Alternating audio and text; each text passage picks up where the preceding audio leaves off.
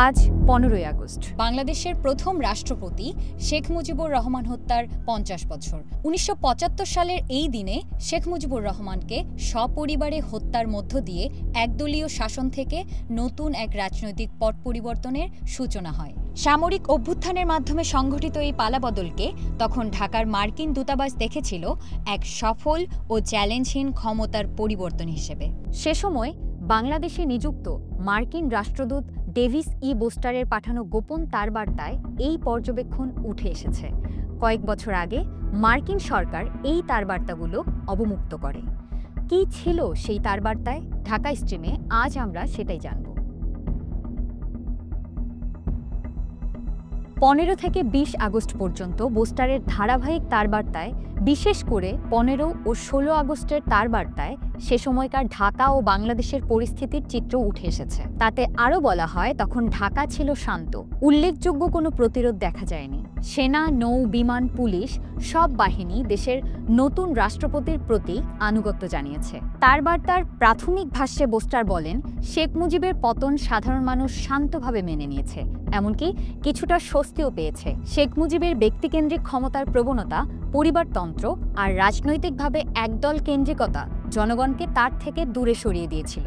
এসব তারবার্তায় শেখ মুজিব হত্যাকাণ্ড নিয়ে পর্যবেক্ষণের পাশাপাশি আওয়ামী লীগের বেশিরভাগ সংসদ সদস্যদের নিয়ে গঠিত খন্দকার মোশতাক আহমেদের সরকারের চরিত্র ও চ্যালেঞ্জ নিয়েও মন্তব্য ও মূল্যায়ন ছিল। গৃহযুদ্ধ বিষয়েও তিনি সতর্ক করেছিলেন। 1975 সালের 15 থেকে 20 আগস্টের মধ্যে যুক্তরাষ্ট্রের ঢাকাস্থ দূতাবাস থেকে পাঠানো গুরুত্বপূর্ণ তারবার্তাগুলোর সারাংশ এরকম। 15 আগস্ট 1975 তারবার্তা, কু ইন বাংলাদেশ সিচুয়েশন রিপোর্ট। প্রেরক রাষ্ট্রদূত ডেভিস বোস্টার, ঢাকা। ভোরে অভ্যুত্থান সংঘটিত হয়, প্রেসিডেন্ট শেখ মুজিবুর রহমান নিহত। সেনা, নৌ, বিমান, পুলিশ সব বাহিনী অভ্যুত্থানকারীদের প্রতি আনুগত্য প্রকাশ করেছে। নতুন প্রেসিডেন্ট ঘোষণা, খন্দকার মোশতাক আহমেদ, ঢাকা শান্ত, তীব্র কোনো প্রতিরোধ দেখা যায়নি। ঘটনার ভাষ্য, এটি কার্যত সফল সামরিক অভ্যুত্থান। নতুন নেতৃত্ব ক্ষমতায় সুপ্রতিষ্ঠিত হতে চাইছে। ভারতের প্রতিক্রিয়া এখনও অজানা, তবে এই ঘটনাকে তারা হয়তো বাংলাদেশের অভ্যন্তরীণ বিষয় হিসেবে দেখছে।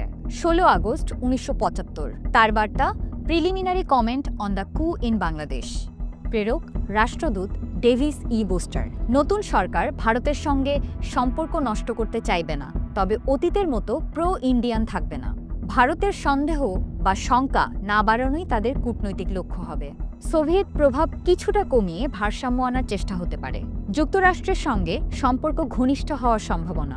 20 আগস্ট 1975 তারবার্তা, situation update and Indian reaction concerns.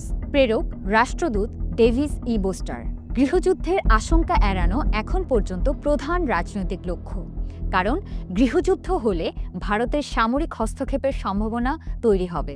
গত সপ্তাহের ঘটনাবলিতে ভারত জড়িত থাকার কোনো প্রমাণ নেই। দেশজুড়ে শক্তিশালী ভারত বিরোধী মনোভাব দেখা যাচ্ছে। নতুন সরকার স্থিতিশীল হতে চাইছে, তবে অভ্যন্তরীণ ও আঞ্চলিক চ্যালেঞ্জ বড়। এছাড়াও বোস্টারের পর্যবেক্ষণে ভারতের সঙ্গে সম্পর্কের ব্যাপারে বলা হয়, নতুন সরকার ভারত বিরোধী মনোভাবের হলেও প্রতিবেশী ভারতের সন্দেহ বা শঙ্কা জাগাতে চাইবে না। অর্থাৎ সরকার ভারতের সঙ্গে টানাপোড়েন বাড়াতে নয়, বরং কমাতে চায়। তবে তারবার্তায় বোস্টার উল্লেখ করেন, রাশিয়ার প্রভাব কিছুটা কমিয়ে যুক্তরাষ্ট্র ও চীনের সঙ্গে ভারসাম্যপূর্ণ সম্পর্ক গড়ার ইচ্ছা রয়েছে নতুন সরকারের। 20 আগস্টের আরেক বার্তায় তিনি উল্লেখ করেন, ঢাকায় শক্তিশালী ভারত বিরোধী মনোভাব তৈরি হয়েছে। নতুন সরকারের চরিত্র ও চ্যালেঞ্জ নিয়ে বলা হয়, মোশতাকের মন্ত্রিসভায় পুরনো পরিচিত মুখ থাকলেও জনপ্রিয়তার সম্ভাবনা কম। 75-এর 15 আগস্ট পরবর্তী সরকারের চরিত্র সম্পর্কে মূল্যায়ন করতে গিয়ে তারবার্তায় এমন কথা লিখেছিলেন বোস্টার। অভ্যুত্থানের পরিকল্পনা প্রসঙ্গে তারবার্তায় যা পাওয়া যায় তা হলো, এটি করেছিলেন মাত্র কয়েকজন। তাই ক্ষমতা গ্রহণের পর করণীয় নিয়ে সুস্পষ্ট পরিকল্পনা ছিল না। বোস্টারের মতে, নতুন সরকার যুক্তরাষ্ট্রের প্রতি অতীতের চেয়ে সৌহার্দ্যময় হতে পারে, কারণ মুজিব সরকারের বাম ঘেঁষা নেতারা তখন আর ক্ষমতার বলয়ে ছিলেন না। অন্যদিকে খন্দকার মোশতাক মনে করতেন, যুক্তরাষ্ট্রই বাংলাদেশকে সবচেয়ে কার্যকর ক্ষমতা দিতে সক্ষম। তবে সহায়তার প্রত্যাশা মার্কিন কূটনীতির জন্য চ্যালেঞ্জ বয়ে আনতে পারে বলে বোস্টার উল্লেখ করেন। 20 আগস্টের তারবার্তায় বোস্টার গৃহযুদ্ধ ও আঞ্চলিক ঝুঁকির ব্যাপারে সতর্ক করেন। গৃহযুদ্ধ হলে ভারতের সামরিক হস্তক্ষেপের সম্ভাবনা তৈরি হতে পারে। এই তার বার্তাগুলো কেবল ইতিহাসের দলিল নয়, বরং ১৯৭৫ সালের সেই অস্থির সময়ে বাংলাদেশের ব্যাপারে মার্কিন কূটনৈতিক দৃষ্টিভঙ্গিরও বহিঃপ্রকাশ। এ ধরনের আরও নানা বিষয় সম্পর্কে জানতে লাইক, কমেন্ট এবং সাবস্ক্রাইব করে ঢাকা স্ট্রিমের সাথে থাকুন।